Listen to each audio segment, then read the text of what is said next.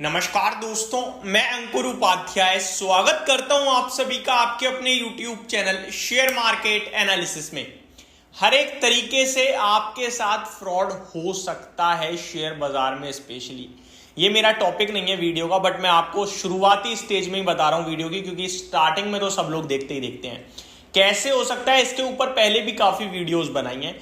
एक नई चीज और आ गई है, वो मैं आपको बताना चाहूंगा। अपस्टॉक ने एक स्टेटमेंट जारी करी है। बहुत सारे लोग आपको अपस्टॉक का लोगो लगा के चैट करते हुए पाए जाएंगे और वो आपसे पर्सनल अपने थ्रू काम करवाने लगेंगे।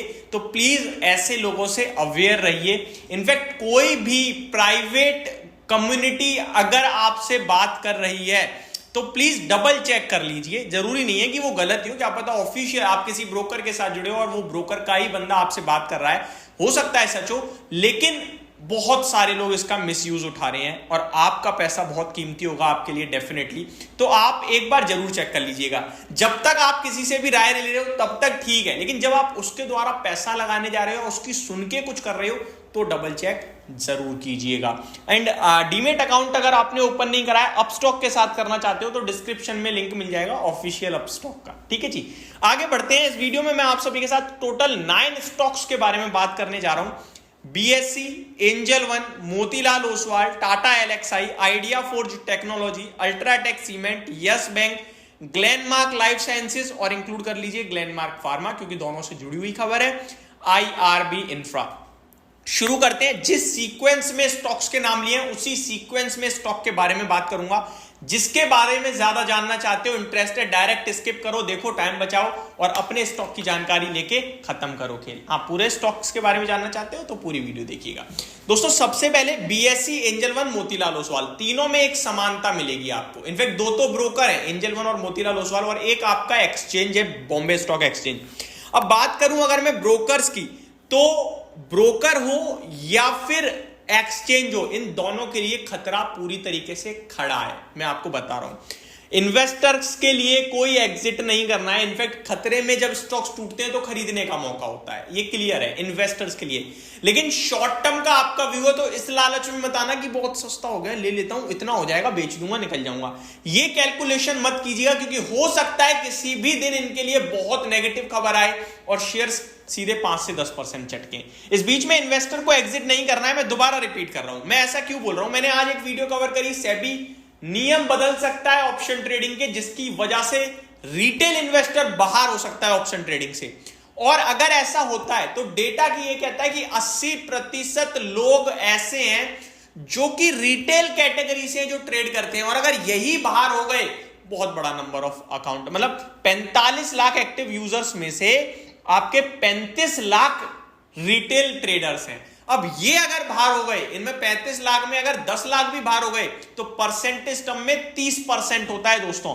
इनका बड़ा रेवेन्यू टूटेगा, बड़ा प्रॉफिट टूटेगा। उसको कैच करने के लिए इन्हें कुछ और लाना पड़ेगा।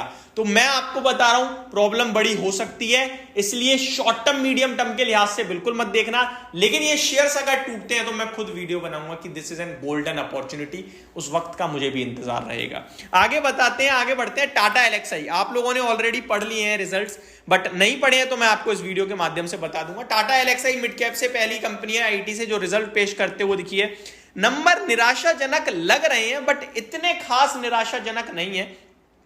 आपको कि इन नंबर्स के बाद स्टॉक का प्राइस कैसे दिखता है, तो दोस्तों ऑलरेडी स्टॉक चला नहीं है। तो मेरा मानना है कि नंबर्स जितने खराब है उतनी टूटना तो नहीं चाहिए। शेयर 2-2.5% नीचे जा सकता है, बट मेरे को लगता है वो अपॉर्चुनिटी होगी, क्योंकि आप ये देखो कि स्टॉक चला ही नहीं, पूरा आईटी के साथ ये चला ही नहीं। ठीक है जी, पहले नंबर बताता हूं। Stand alone net profit 189 crore से घटकर 184 करोड़ का है, तो ऑलमोस्ट सिमिलर है, हल्की डिप है। रेवेन्यू 850 करोड़ से 926 करोड़ हो गया, तो रेवेन्यू में जंप है। प्रॉफिट इसलिए नहीं बढ़ रहा क्योंकि मार्जिन्स में प्रेशर है। 29.57% के सामने 27.23% का मार्जिन देखने को मिला है, और 250 करोड़ का एबिट 250 करोड़ के एबिटा पे ही है, मतलब सिमिलर है, कोई दिक्कत नहीं है यहाँ पे। तो मेरा मानना है कि जो लोग सोच रहे हैं कि भाई बहुत खराब नंबर है, क्रैश होगा, मेरे को लगता है आप गलत सोच रहे हो। क्रैश तो नहीं होना चाहिए, 1-2% नीचे आ जाए और फिर 2-3 दिन बाद वापस और 7100 रुपए पे खोने के लिए है ही क्या आपके पास। आईटी फ्लेवर में आ रहा है, मेरे को लगता है कि अगर गिरता है तो मौका समझना और नहीं गिरता है तो कोई दिक्कत ही नहीं है।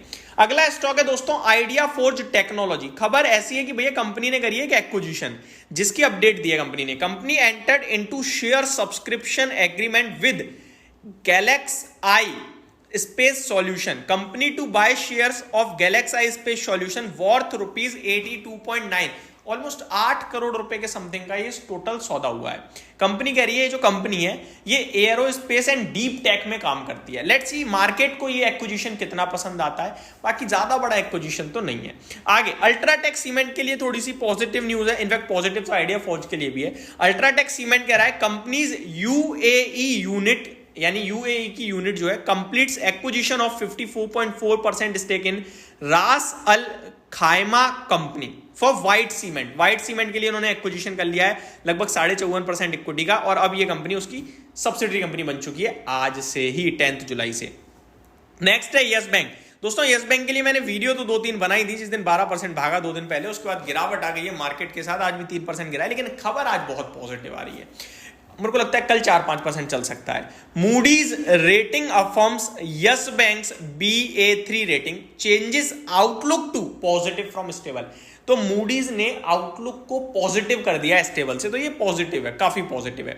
ग्लेनमार्क लाइफ साइंसेज, दोस्तों दोपहर में मैंने वीडियो बना दी थी इस पे, बस मैंने कहा था प्राइस और डेट अभी आया नहीं है, जैसे ही आएगा मैं बता दूंगा, शाम तक आ जाना चाहिए जहां तक मेरी उम्मीद है। आ चुकी है दोस्तों पूरी डिटेल।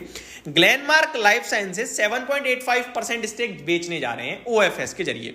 OFS रिटेल ट्रेडर्स के लिए खुलेगा 12 जुलाई को, और नॉन रिटेल, हाँ जी, और नॉन रिटेल यानी कल खुलेगा नॉन रिटेल के लिए 11 जुलाई को।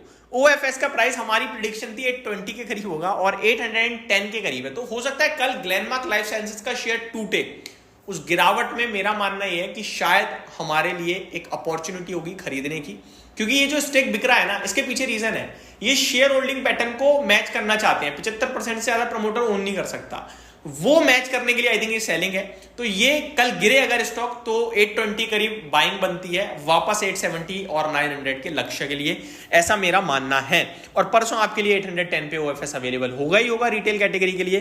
तो ये सारे के सारे स्टॉक्स थे। एंड वन मोर, IRB का दोस्तों जून टोल रेवेन्यू कलेक्शन बड़ा दमदार आया है, मेरे को तो लगता है कल ये स्टॉक ऑफ द डे हो सकता है। June 2024 toll revenue is at rupees 517 crore against 383 crore, बहुत बड़ा उछाल आ गया ये तो। Q1 FY25 में टोल रेवेन्यू 1556 करोड़ का आया है, 1183 करोड़ से बढ़कर, साल दर साल अगर ये आप क्वार्टर मैच करें तो बहुत तगड़ा लग रहा है मेरे को नंबर। तो ये सारे के सारे स्टॉक्स थे, अपडेट थी, होप आपको सारी चीजें समझ में आई होंगी। वीडियो थोड़ी स्ट्रेच हो गई है बट ठीक है, मेरे को लगता है सारी चीजें हमने सही बता दी। Thank you so much for watching this video, have a great day guys.